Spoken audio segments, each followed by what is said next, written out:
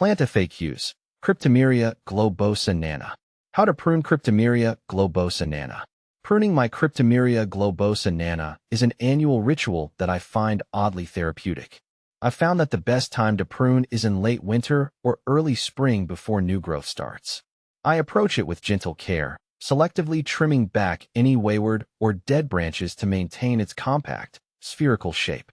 It's important to avoid cutting into the older wood too much, as it can disrupt the natural form of the tree. I've learned through trial and error to step back frequently and assess the tree's overall appearance as I prune, ensuring I maintain its beauty while encouraging healthy growth. How fast does Cryptomeria globosa nana grow? Cryptomeria globosa nana has been a delightful addition to my garden, but its growth rate surprised me initially.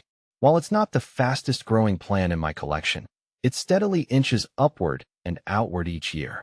From my experience, I'd say it typically adds around 6 to 12 inches of height annually, with a similar spread. It's a manageable pace that allows me to enjoy its evolving presence without feeling overwhelmed by constant maintenance. With proper care and attention to its needs, it rewards me with lush, vibrant foliage that brings a touch of elegance to my outdoor space. How to grow Cryptomeria globosa nana. Here's how to grow Cryptomeria globosa nana. 1. Light. Full sun to partial shade.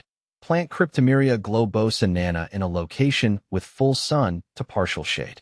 It prefers at least 4 to 6 hours of sunlight per day for optimal growth, but it can tolerate some shade. 2. Soil. Well-draining soil. Grow Cryptomeria globosa nana in well-draining soil with a slightly acidic to neutral pH. It can tolerate a range of soil types, including sandy, loamy, or clay soils, as long as they are well-draining. 3. Watering. Regular watering. Water newly planted Cryptomeria globosa nana regularly to establish a strong root system. Once established, it is drought-tolerant and only requires occasional watering during dry periods. 4. Mulching. Mulch application. Apply a 2 to 3 inch layer of organic mulch, such as wood chips or bark, around the base of the plant to conserve soil moisture, suppress weeds, and regulate soil temperature.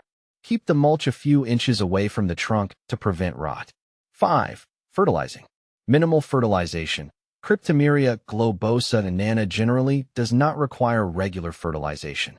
However, you can apply a balanced, slow-release fertilizer in early spring before new growth begins to promote healthy growth. 6. Pruning. Minimal pruning. Cryptomeria globosa nana typically maintains a naturally compact and globe-shaped form, requiring minimal pruning. You can trim back any dead, damaged, or overgrown branches as needed to maintain its shape and appearance. 7. Winter protection. Cold hardy. Cryptomeria globosa nana is cold hardy and can tolerate freezing temperatures. However, providing a layer of mulch around the base of the plant can help insulate the roots and protect them from extreme cold. 8. Pests and diseases. Pest and disease resistant. Cryptomeria globosa nana is relatively resistant to pests and diseases. However, you should monitor the plant regularly for signs of aphids, scale insects, or leaf spot diseases. Treat any infestations promptly with appropriate measures. 9.